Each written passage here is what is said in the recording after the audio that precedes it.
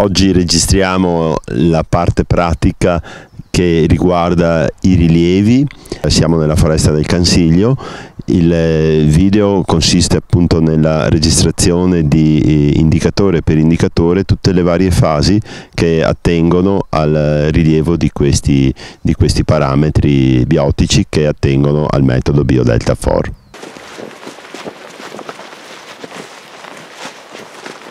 Per effettuare questo genere di rilievi per il metodo BioDelta4 bisogna avere a seguito un minimo di attrezzatura, che è quella che normalmente tutti noi forestali abbiamo quando andiamo a fare rilievi in bosco.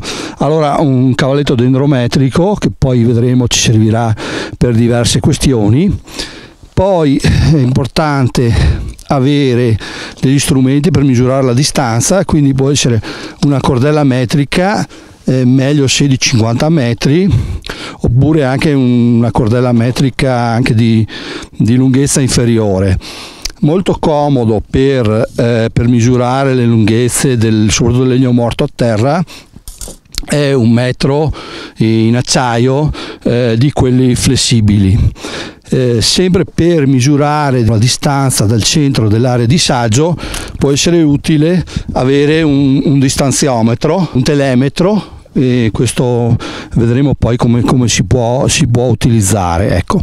Certamente noi quando effettuiamo questi rilievi abbiamo sempre il cellulare che può svolgere una serie di funzioni. Possiamo avere una bussola, è importante avere un ipsometro.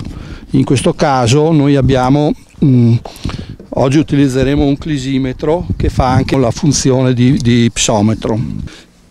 Sempre il cellulare riesce a svolgere le funzioni anche di GPS.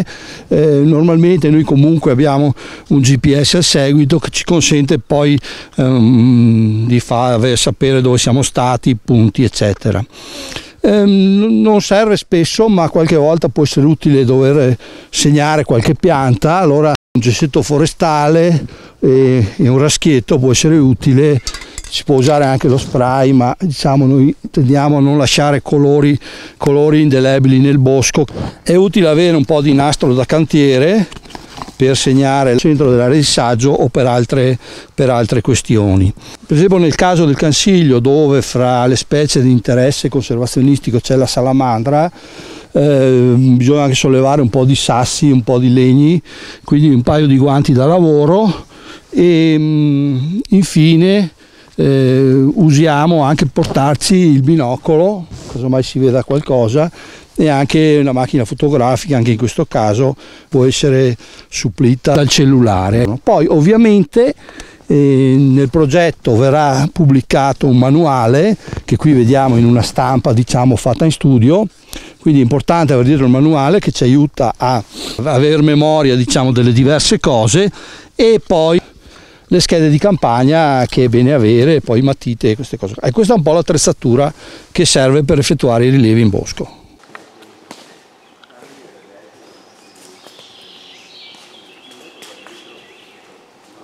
Siamo in Cansiglio, andiamo a rilevare la particella 29.1 della riserva naturale Piandilandro Baldassarre. Siamo a circa 1000 metri di quota, proprietà di Veneto Agricoltura. Ecco, prima di entrare in bosco è necessario predisporre il piano di campionamento, come abbiamo appunto spiegato al corso, quindi individuare le aree di saggio da 1 ettaro e un percorso che consenta di esplorare e vedere appunto tutta la particella. Ecco, la superficie della particella è di 27,86 ettari.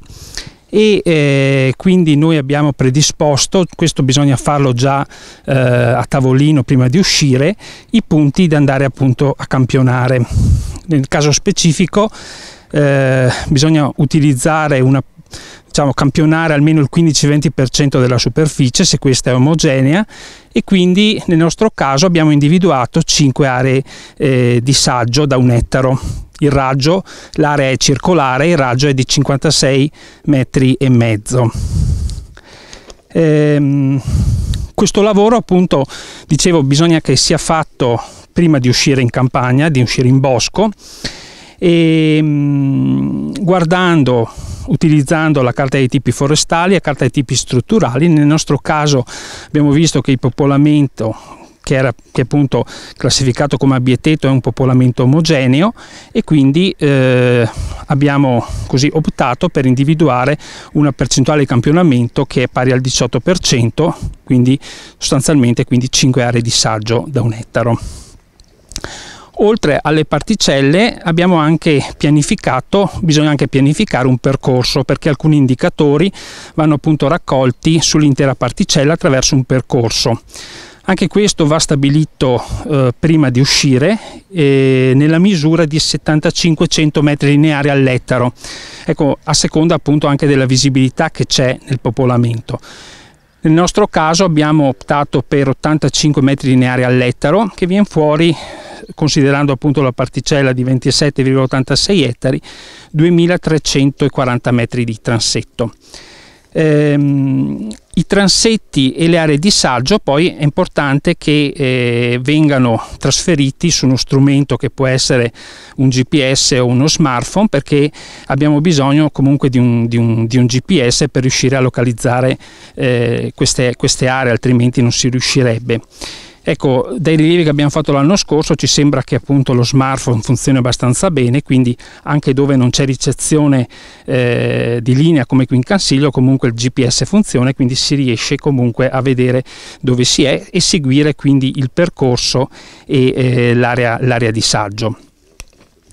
All'interno poi delle aree di saggio e del percorso andremo, come vedremo dopo, a individuare i diversi tipi di indicatore che sono appunto riportati nel manuale. Ecco, è importante ricordarsi che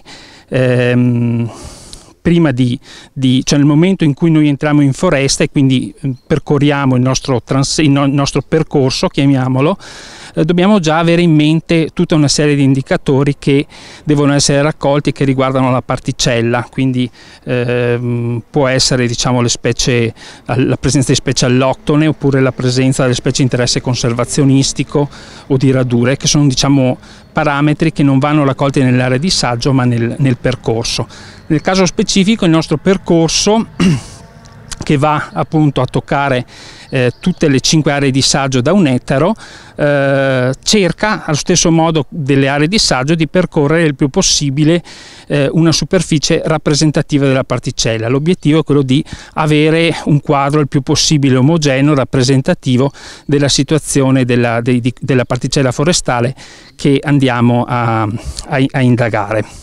Bene, il GPS ci mette in posizione di partire, si può vedere appunto il GPS in corrispondenza della partenza del nostro percorso, che è quello verde. Adesso noi percorreremo il percorso verde fino ad arrivare all'area di saggio numero 1, che è quella cerchiata di rosso, e lì andremo a rilevare quindi un primo set di indicatori. Da qui arrivare all'area di saggio numero 1 avremo però anche altre cose da tenere in considerazione che riguardano appunto gli indicatori di particella.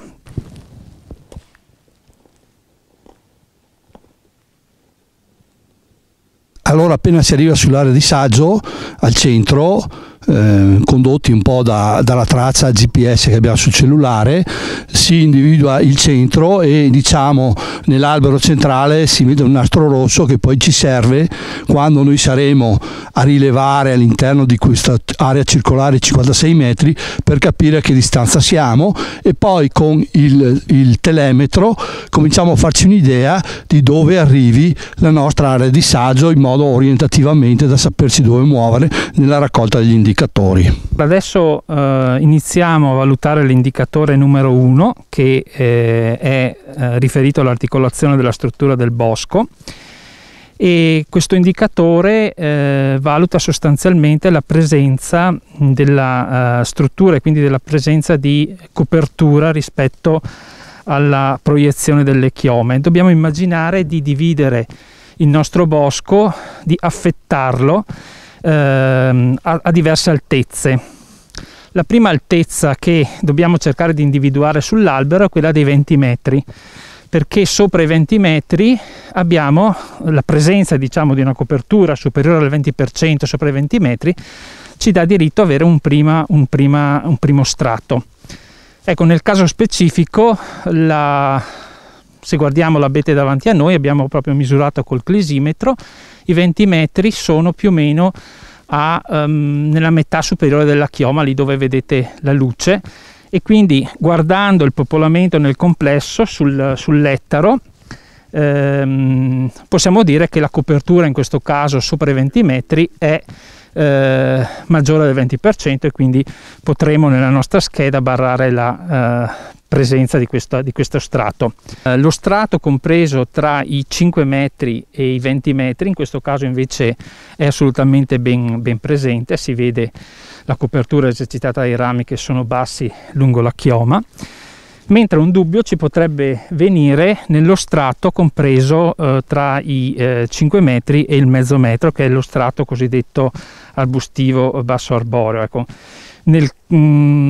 se guardiamo però nell'insieme dell'area di saggio di un ettaro, possiamo dire che la presenza in particolare di faggio e con rami portati in basso ci può far dire che anche in questo caso la copertura è presente, e quindi anche questo strato è presente. L'ultimo strato da valutare è quello compreso tra che è lo strato appunto erbaceo muscinale sotto i 50 cm, quindi quello che troviamo a terra. Qui in questo caso abbiamo una soglia maggiore, non è più il 20% ma il 40%, e qui abbiamo tra l'altro appunto tanti muschi, e comunque sicuramente una copertura del 40% è presente. Bene, valutiamo l'indicatore numero 2 che riguarda la numerosità di specie che compongono lo strato arboreo arbustivo. È un indicatore che appunto riguarda sempre la superficie dell'ettaro, per cui dobbiamo girare bene la nostra superficie per verificare le specie arboree e arbustive presenti, e scriveremo, diciamo, le specie che incontriamo. In questo caso specifico le specie arboree presenti sono l'abete bianco qui davanti a noi, qui abbiamo invece un abete rosso, e poi abbiamo il faggio per quanto riguarda le specie arboree. Per quanto riguarda invece le specie arbustive, consideriamo sempre uno strato compreso tra 0,5 e 5 metri, quindi piante comprese in queste altezze, e nel caso specifico troviamo nella nostra area delle piante, ad esempio questa pianta qua è una Daphne Mezereum, e poi girando la particella troviamo anche della Lonicera nigra, quindi sostanzialmente lo strato arbustivo è costituito da solamente due specie. Le piante che sono presenti sotto i 50 cm invece vengono considerate nello strato erbaceo, quindi una piantina in rinnovazione di faggio o di abete alta meno di 50 cm non va contata nelle specie arbustive. Indicatore 3, numerosità di dendromicrohabitat. Allora, per rilevare questo indicatore è importante portare con sé il manuale, questo catalogo dei microhabitat degli alberi, che è scaricabile dalla rete. In questo catalogo sono indicati tutti i tipi di microhabitat che noi andremo a investigare con un livello di dettaglio superiore a quello che richiede il metodo BioDelta4. Si inizia a percorrere la particella e si osservano i vari microhabitat. Per esempio qui c'è una sfaldatura della corteccia, vedete la corteccia discostata dal tronco, in questo caso è un piccolo albero. In queste situazioni sono particolarmente ospitali per i chiroteri forestali, per esempio il barbastello, che ha bisogno nel bosco di avere molte di queste situazioni, in quanto di giorno in giorno si sposta da un luogo a un riparo all'altro. Poi un altro microhabitat che viene considerato è la copertura del fusto con epifite. Qui vediamo una pianta che è coperta da muschi e da licheni. C'è un parametro che trovate nel manuale, diciamo, che indica fino a che altezza bisogna guardare e quale deve essere la copertura, cioè la pianta deve essere ben coperta. In questi boschi generalmente sono ben rappresentati i contrafforti negli apparati radicali, che sono situazioni, diciamo così, che articolano gli habitat per la fauna, per roditori, salamandra nera, eccetera. Qui vedete delle lesioni alla base della pianta. Talvolta queste lesioni sono determinate anche da operazioni di esbosco e vengono divise, insomma, se è il burro nasposto o non è il burro nasposto, oppure ci possono essere un'altra cosa che si vede, sono i cancri che voi potete trovare nelle piante. Ecco, voi vedete lì un abete bianco che a circa un terzo, un quarto del tronco, vedete, ha delle lesioni naturali che però vanno a generare appunto delle piccole situazioni dove invertebrati e altri animali possono trovare ospitalità.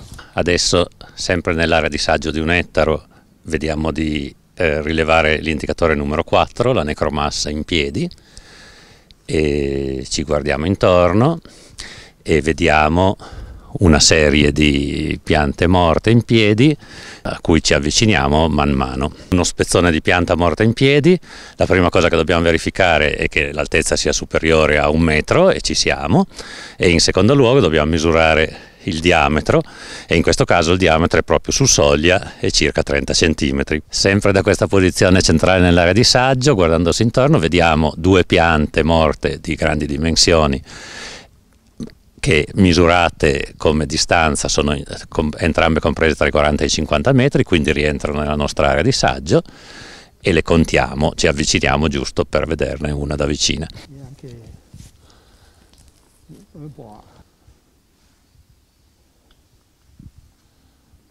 Questa è una pianta evidentemente di diametro maggiore ai 30, di piena altezza, di conseguenza in questo caso potremmo dedurre di aver trovato in quest'area di saggio 3 piante morte e una lunghezza superiore a 30 metri complessivi di legno morto in piedi.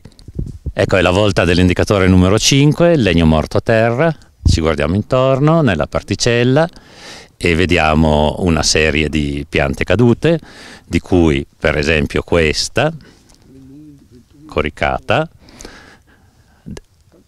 Prendendo la misura vediamo che è lunga da sola 15 metri, e inoltre è evidente che c'è uno spezzone in cima alla particella con cui continua, e anche quello potrebbe essere contato. Però non è inutile andare in questo dettaglio, perché guardandoci intorno nel resto della particella vediamo che le piante cadute sono numerose, quindi arriviamo tranquillamente a 5-6 piante coricate per terra con lunghezze piene, oltre a una serie di pezzi di legno come questo pezzo, in questo caso qui con diametro 25 e immediatamente ridotto a diametri molto più piccoli, o altri pezzi di legno come quel cimale che sono evidentemente sotto soglia. Bene, adesso stiamo valutando l'indicatore numero 6, piante di grandi dimensioni. Anche questo è un indicatore che valutiamo all'interno dell'area di saggio dell'ettaro, e la cosa da tenere a mente è la soglia diametrica che abbiamo appunto riportato nel manuale. Per quanto riguarda le conifere e il faggio, la soglia diametrica sono i 70 cm, quindi le piante superiori ai 70 cm rientrano appunto nei grandi alberi. Saliconi e sorbi invece abbiamo una soglia diametrica di 20 cm, e altre latifoglie, aceri o frassini che dovessero essere presenti, dobbiamo contarle solamente se hanno un diametro, sempre misurato 1,30 m, superiore ai 40 cm. Ecco, nel caso specifico abbiamo 2 grandi alberi nella nostra area di saggio, e sono appunto 2 abeti bianchi che hanno un diametro sicuramente superiore ai 70 cm. Ecco, noi andiamo a misurare queste piante di grandi dimensioni all'interno dell'ettaro. Se all'interno di quest'area di saggio abbiamo contato già 6 piante, non andremo avanti a contarne di ulteriori. Abbiamo concluso i rilievi nell'area di saggio di un ettaro, la numero 1, adesso ci spostiamo verso l'area di saggio numero 2, secondo il percorso che abbiamo già predisposto a tavolino, che abbiamo caricato sul nostro GPS o sullo smartphone. Ecco, lungo lo spazio che intercorre tra le 2 aree di saggio e quindi lungo il percorso che abbiamo segnato, dobbiamo rilevare, fare attenzione a rilevare un'altra serie di indicatori. Questi indicatori sono le specie di interesse conservazionistico di flora e di fauna, i siti riproduttivi e zone di allevamento di specie di interesse conservazionistico, la presenza di radure, gli habitat legati alla morfologia e alle acque e la presenza dei fattori di disturbo per la biodiversità. Si tratta appunto della brucatura di ungulati, la lontananza dalla vegetazione potenziale, la presenza di specie alloctone invasive e altri fattori di disturbo. Tutti questi indicatori si riferiscono non all'area di un ettaro ma all'intera particella. Il primo di questi indicatori è quindi il 7, specie di interesse conservazionistico. Per quanto riguarda la flora è importante, prima di uscire appunto in bosco, avere in mente quali sono le specie che potremmo incontrare all'interno della particella. Ecco, nel caso quindi del Cansiglio abbiamo individuato, ovviamente guardando tutta la bibliografia, i piani ambientali eccetera che sono disponibili per quest'area, individuando un set di specie che potrebbero appunto essere presenti nella particella. Può essere utile anche predisporre un piccolo atlante fotografico, magari se il rilevatore non è un esperto botanico, che può utilizzare per agevolare il riconoscimento di una specie. Ricordiamo che le specie di interesse conservazionistico vegetali sono quelle di lista rossa, considerando quindi le NT, le vulnerabili, le EN e le CR. Per quanto riguarda l'atlantino che può essere predisposto, è appunto un piccolo atlante fotografico che può essere appunto utile nel riconoscimento delle specie. Quindi ci affidiamo ovviamente al riconoscimento, alle osservazioni di campagna che possiamo fare, ma ci affidiamo anche a dati bibliografici che sono stati pubblicati. Lo stesso discorso vale per la fauna e muovendosi si cerca un po' di capire se c'è qualche specie fra quelle di allegato 1 direttiva uccelli, allegato 2 o 4 della direttiva habitat, oppure quelle in lista rossa, minacciate, in pericolo critico, vulnerabili, eccetera. Ecco, è chiaro che se i rilievi vengono fatti in una stagione come questa di novembre risulta un po' difficile magari trovare gli animali, però se i rilievi vengono fatti in primavera, anche spostandosi, si può sentire il picchio nero, si può trovare la salamandra nera, si può trovare qualche rapace notturno e quindi si comincia un po' ad arricchire la scheda. Come per la flora però, anche per la fauna è necessario ricorrere un po' a dati bibliografici, altrimenti l'indagine per riuscire a dare completezza a questo indicatore richiederebbe un impegno in termini di giorni molto rilevante. Ecco, agganciato a questo indicatore delle specie di interesse conservazionistico c'è l'indicatore che sono i siti riproduttivi o di allevamento di specie di interesse conservazionistico, riferimento soprattutto a cavità dove si riproducono i picchi, nel bosco del Cansiglio picchio nero e picchio rosso maggiore, ma in altri boschi della fascia montana potrebbero essere il picchio cenerino, potrebbero essere il picchio tridatilo, eccetera, e poi situazioni particolari che possono essere particelle dove il gallo cedrone alleva la prole, piuttosto che aree dove il lupo alleva i piccoli, o situazioni di questo tipo. Anche in questo caso, come capite, è un po' difficile rilevare a livello di particella camminando, però qualcosa già si può cominciare a osservare e questo è importante. Ecco, questi sono i 2 indicatori che piuttosto importanti che vengono rilevati o desunti anche dalla letteratura a livello di particella. Spostandoci lungo il nostro itinerario abbiamo incontrato una radura e questo riguarda il rilevamento dell'indicatore 9, presenza di radure. Ricordiamo che possono essere contate le radure che sono comprese tra i 400 e i 2000 metri quadri, e soprattutto il fenomeno che più ci interessa, la vegetazione a terra è diversa da quella del sottobosco. Vedete che l'ingresso di luce consente la formazione di un tappeto erboso praticamente continuo, costituito in questo caso da Desciantia, la graminacea dominante qua, da giunchi, Juncus effusus in questo caso, e altre specie che altrimenti in assenza della radura non troveremmo nel bosco. Ci occupiamo adesso del rilevamento dell'indicatore 10, presenza di habitat. Ci troviamo in Cansiglio, quindi difficilmente potremmo trovare indicatori relativi alla presenza di acque, in particolare acque corrente. Gli unici aspetti possono riguardare piccoli affioramenti temporanei che comunque lungo questo itinerario non abbiamo incontrato. Troviamo invece con maggior facilità indicatori legati agli habitat rocciosi o alle morfologie, come ammucchiamenti di rocce, come presenza di doline o grotte. A casa, a tavolino, facciamo una valutazione sull'indicatore numero 11, che è la superficie interna ad aree protette o soggetta a specifici regolamenti o impegni che troviamo, diciamo, nelle banche dati regionali. Abbiamo adesso alcune osservazioni riguardo all'indicatore 12, fattori di disturbo per la biodiversità, ed in particolare riguardo agli aspetti di brucatura. Una serie di faggi brucati, evidentemente completamente brucati, superiore al 50%, quindi considerabili nella rinnovazione, in corso di affermazione, e una serie di altre plantule, di abete bianco, frassino, acero montano, sorbo degli uccellatori, che invece, anche se non brucate, non raggiungono l'altezza minima per essere contate. Anche l'abete bianco rinnova, ma si trovano solo plantule di 1 o 2 anni. Questo è un piccolo frassino di altezza evidentemente inferiore ai 50 centimetri. Ricordo infine che l'indicatore 12 è un indicatore in detrazione, quindi non contribuisce alla somma del punteggio, ma anzi diminuisce il punteggio complessivo. Abbiamo finito il nostro giro, abbiamo simulato, diciamo, il rilievo sulle aree di saggio che ci eravamo preposti di visitare, e abbiamo effettuato il percorso.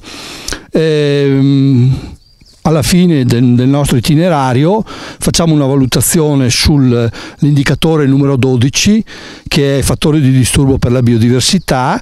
Qui in Cansiglio, diciamo, non abbiamo, nell'itinerario di questa particella, non abbiamo trovato situazioni di bosco lontani dalla vegetazione potenziale, che è uno dei 4 elementi in cui si articola l'indicatore.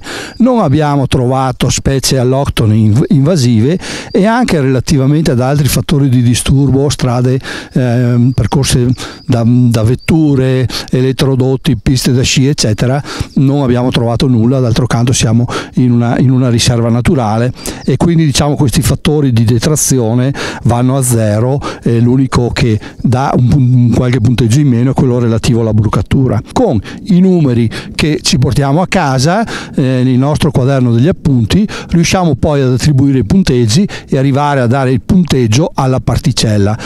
I punteggi delle diverse particelle si compongono con la metodologia prevista per arrivare a dare un punteggio del livello di biodiversità dell'intero territorio che noi siamo andati a indagare, dell'intera proprietà che noi abbiamo studiato sotto il profilo di questo metodo del BioDelta4.